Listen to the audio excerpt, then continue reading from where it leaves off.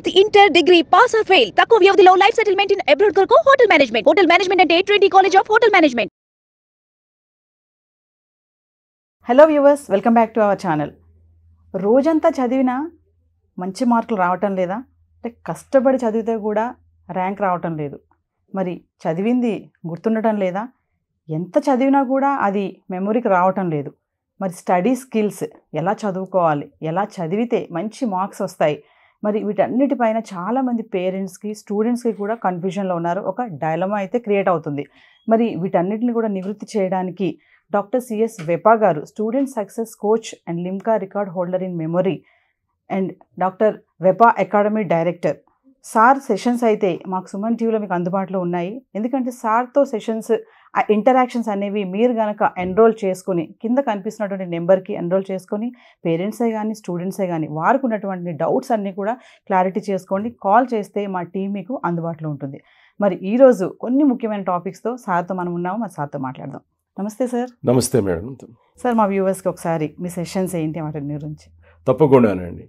So ప్రస్తుతం పిల్లలకి రకరకాల ఎగ్జామ్ రాస్తున్నప్పుడు వచ్చేటువంటి ఇబ్బందులు చదువుకోవడంలో కానీ, చదివింది గుర్తుపెట్టుకోవడంలో కానీ, అలాగే గుర్తుపెట్టుకున్నది ఎగ్జామినేషన్లో ప్రొడ్యూస్ చేసి మార్కులు తెచ్చుకోవడంలో కానీ ఉన్న ఇబ్బందులన్నీ కూడా దృష్టిలో పెట్టుకొని వాళ్ళకు తగు శిక్షణ ఇవ్వడానికి స్టడీ స్కిల్స్ అలాగే memory skills for scoring full marks అనేది ఈ వర్క్షాప్ యొక్క పేరు. ఈ వర్క్షాప్లో 11 సంవత్సరాల నుంచి, అంటే 6-7 తరగతుల చదువు దగ్గర నుంచి ఎవరైనా సరే జాయిన్ కావచ్చు. వీళ్ళందరికీ కూడా ఒక 6 రోజుల పాటు శిక్షణ ఉంటుంది. ఈ 6 రోజుల శిక్షణలో వాళ్ళకి ఎలా ప్లాన్ చేసుకోవాలి, అలాగే ఎలా గుర్తుపెట్టుకోవాలి, అలాగే ఎగ్జామినేషన్లో వాళ్ళు ఎలా మార్కులు తెచ్చుకోవాలి అన్న దాని మీద శిక్షణ అనేది ఉంటుంది. దీని ద్వారా చాలామంది ఇప్పటిదాకా వాళ్ళు ఎంతో మంచి మార్కులు తెచ్చుకోగలిగారు.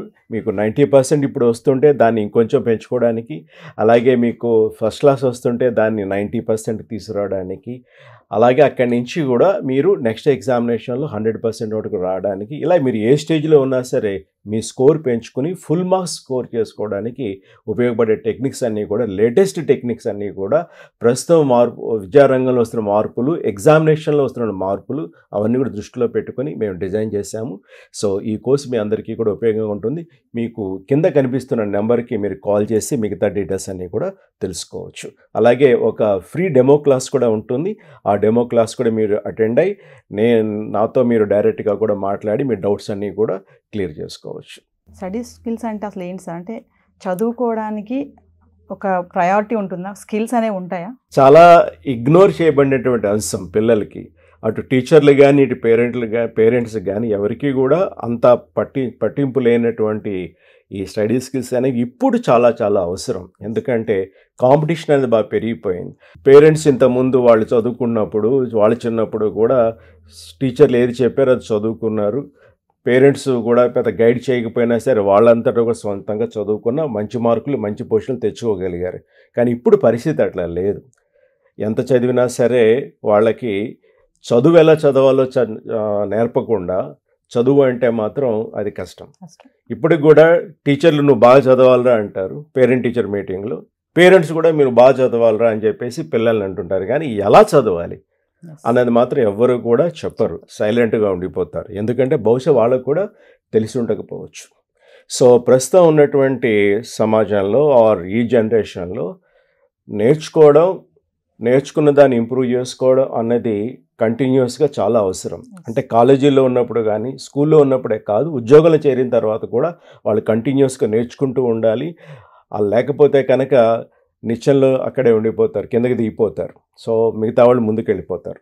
సో ఇక్కడ స్టడీ స్కిల్స్ అంటే కనుక అసలు మనకి స్టడీ అనే మాటలో చదువుకోవడం అనేది మామూలుగా అంటాము. కానీ ఇక్కడ 3 స్టేజెస్ ఉంటాయి. ఇవేంటంటే, ఒకటి లెర్నింగ్, రెండోది రిటైనింగ్, మూడోది రిప్రొడ్యూసింగ్. అంటే మనం దీన్ని సూక్ష్మంగా LRR ఫార్ములా అని మనం అనుకోవచ్చు. సో ఈ 3 స్టేజెస్లో కూడా మనం పిల్లలకి ఇంప్రూవ్మెంట్ తీసుకురావాలి. సో వీటితో పాటు లెర్నింగ్ అంటే కనుక మీకు అసలు నేర్చుకోవడం అనేది ఎలా నేర్చుకోవాలి అంటే రిసెప్టివిటీ. కొంతమంది క్లాస్లో విని నేర్చుకుంటారు, అలాగే వాళ్ళు సొంతంగా నేర్చుకుంటారు. మూడోది కొంత ట్యూషన్లు పెట్టించి కూడా నేర్చుకుంటారు. సో ఏ సబ్జెక్టుకి ఎవరికి ఏది అవసరము అన్నది తెలుసుకోకుండా కనుక ఇన్వాల్వ్ అయితే మొదలెడితే అందరికీ కూడా ఒకటే సూత్రం ఒకటే ఫార్ములా అనేది వర్కౌట్ కాదు. సో ఇది కొంచెం ఇండివిజువల్ని స్టడీ చేసి వాళ్ళు ఇలా నేర్చుకుంటే బాగుంటుందని మనం సజెస్ట్ చేయగలుగుతాం. పేరెంట్స్ టీచర్లు అందరూ కూడా బాగా చదవాలి, 1-10 సార్లు చదవాలంటారు తప్ప తక్కువ సమయంలో ఎక్కువ ఎలా నేర్చుకోవాలి అన్నది మనం పిల్లలకి నేర్పించవచ్చు. యాక్టివ్ లెర్నింగ్ స్కిల్స్ ద్వారా మనం వాళ్ళకి తప్పనిసరిగా నేర్పించవచ్చు. రైట్, ఈ స్కిల్స్లో కూడా అందరికీ పనికొచ్చే స్కిల్స్ కొన్ని, ఇండివిజువల్గా పనికొచ్చేటు కొన్ని ఉంటాయి. అవన్నీ కూడా మనం జాగ్రత్తగా వర్క్షాప్లో వాళ్ళకి ఏది అవసరమో అనేది మనం వాళ్ళకి గమనించి వాళ్ళకి ఇవ్వడం అనేది జరుగుతుంది. అలాగే నేర్చుకున్న తర్వాత వాళ్ళు గుర్తుపెట్టుకోవడం ఎట్లా, కొంతమంది ఏకసంధాగ్రహి అంటారు, వాళ్ళు ఒక్కసారి వింటేనే వాళ్ళు గుర్తుపెట్టుకుంటారు, మనకి అప్పుడప్పుడు కనిపిస్తూనే ఉంటారు. అలాగే కొంతమందికి 2 సార్లు 2 సార్లు చదివితే గుర్తుంటుంది, కొంతమంది 3 సార్లు, కొంతమంది 10 సార్లు చదవాల్సి వస్తుంది. సో ఎందుకు అలా జరుగుతుంది, వాళ్ళకి ఏంది బ్లాక్ చేస్తోంది, ఒక తక్కువ సమయంలో నేర్చుకోవాలంటే 2-3 సార్లు చదివి వాళ్ళు ఎందుకు నేర్చుకోలేకపోతున్నారు అనేది. తర్వాత కొంతమందికి అండర్స్టాండింగ్ అనేది ప్రాబ్లం వస్తుంది. ఇవన్నీ కూడా లెర్నింగ్లోనే వస్తాయి. ఇదంతా దాటుకుని వాళ్ళు గుర్తుపెట్టుకోవడం ఎట్లా, బాగా అర్థమైంది, మన్నాడు బాగా చెప్తారు, ఆ వారం బాగా చెప్తారు, కానీ పరీక్షల సమయానికి మాత్రం మర్చిపోతూ ఉంటారు. ఇలా ఎందుకు జరుగుతుంది, దాని మీద కూడా మనకి స్కిల్స్ అనేవి ఉన్నాయి.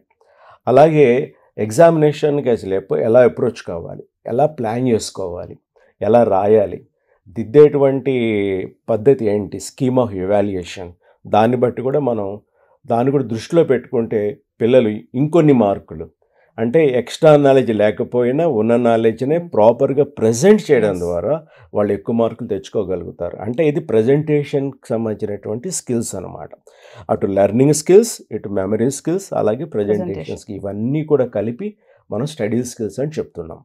ఇంకా మనకి ఇందులో టైం మేనేజ్మెంట్ ఉంటుంది, రిలాక్సేషన్ ఉంటుంది, అన్నీ ఉంటాయి. ఇప్పుడు ఒక స్టూడెంట్కి వాళ్ళ యొక్క పెర్ఫార్మెన్స్ని ఇన్ఫ్లుయెన్స్ చేసే అన్ని ఫ్యాక్టర్లను కూడా మనం దృష్టిలో పెట్టుకొని ఎక్కడెక్కడ ఏది నేర్చుకోవాలో మన వాళ్ళకి నేర్పించే ప్రక్రియ ఈ లెర్నింగ్ స్కిల్స్.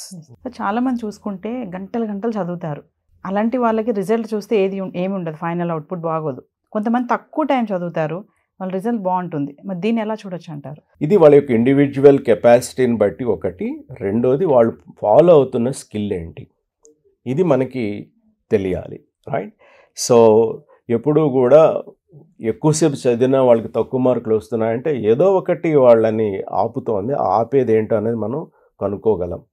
దాని ప్రకారం వాళ్ళకి సజెషన్స్ ఇవ్వగలిగితే, ఒక న్యూ అప్రోచ్ కనుక తీసుకురాగలిగితే వాళ్ళకి ఖచ్చితంగా మంచి మార్కులను రావడం జరుగుతుంది. ఎవరైనా సరే ఎక్కువసార్లు కష్టపడి చదివితేనే వస్తుంది అన్నది కరెక్ట్ పద్ధతి కాదు. బట్ ఎక్కువసార్లు చదివినా కూడా రావట్లేదంటే మాత్రం ఒక ప్రాబ్లం ఉన్నట్టు లెక్క. అలాగే ఒక స్టూడెంట్ ఒక సబ్జెక్ట్లో ఎక్కువసార్లు చదవాల్సి వస్తుంది, కొన్ని సబ్జెక్టులలో మాత్రం తక్కువసార్లు చదివితే సరిపోతుంది. సో దీన్ని బట్టే మనకు తెలుస్తుంది అది సబ్జెక్ట్లో ప్రాబ్లమా, వాళ్ళు నేర్చుకునేటువంటి పద్ధతిలో ప్రాబ్లమా అని చెప్పేసి. కాబట్టి ప్రతి సబ్జెక్టు కూడా ఒక మెథడాలజీ అనేది ఉంటుంది. ఆ మెథడాలజీలో నేర్చుకుంటే వాళ్ళు ఈజీగా ఎక్కువ కాలం అనేది గుర్తుపెట్టుకోగలుగుతారు. సో చాలామందికి ఉన్నటువంటి ప్రాబ్లం ఫైనల్గా మాట్లాడుకుంటే, ఈ గుర్తు పెట్టుకోవడం అన్నారు చూసారా, చాలామంది గుర్తుండదు, చదివింది ఇట్లా మర్చిపోతారు. మళ్ళీ ఒక గంటలో అడిగితే ఏం చదివారో చెప్పరా అని అడిగినప్పుడు వాడు ఇలా చూసుకుంటాడు, మర్చిపోయాను డాడీ అంటారు. అంటే ఎందుకు అలా మర్చిపోతున్నారంటారు? వెంటనే గుర్తు ఎందుకు ఉండటం లేదు? అంటే గుర్తుపెట్టుకోవాలి అని అనుకుంటే గుర్తుంటుంది, గుర్తుపెట్టుకోవాలి అని అనుకున్నా గుర్తుపెట్టుకోలేకపోతున్నారంటే కనుక ఇంకా వేరే ఫ్యాక్టర్స్ దాన్ని ఇన్ఫ్లుయెన్స్ చేస్తున్నాయి. అంటే ఇలాంటి వాళ్ళకి కొన్ని మెమరీ టెక్నిక్స్ ద్వారా మనం ఈ ప్రాబ్లమ్ని అధిగమించేటట్టు మనం చేయొచ్చు. చాలామందికి మెమరీ టెక్నిక్స్ అంటే లైఫ్ లాంగ్ అలా గుర్తుపెట్టుకోవాలా అని అనుకుంటారు. అలా కాదు, నేర్చుకునేది వంటబెట్టేదాకా మనం మెమరీ టెక్నిక్స్ వాడుకుంటే ఆ తర్వాత వాళ్ళకి ఆటోమేటిక్గా అది గుర్తుకొస్తుంది. అంటే న్యాచురల్ మెమరీకి ఇవి చాలా దోహదం అనేది చేస్తాయి. కాబట్టి ఎవరైనా సరే, ఏ సబ్జెక్ట్ అయినా సరే, ఎంతకాలం గుర్తుపెట్టుకోవాలనుకుంటున్నారో అంతకాలం గుర్తుపెట్టుకునేటువంటి టెక్నిక్స్ మనకు ఉన్నాయి. సో ఎవరైనా ఇట్ ఈజ్ మనకి ఒక ఛాలెంజ్ లాగా కూడా అనుకోవచ్చు.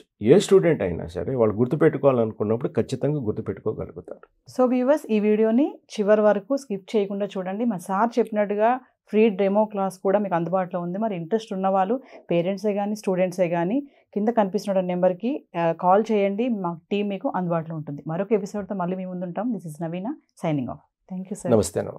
సుమన్ టీవీలో మీ పర్సనల్ అండ్ బిజినెస్ ప్రమోషన్స్ కోసం కింది నెంబర్కి కాంటాక్ట్ చేయండి.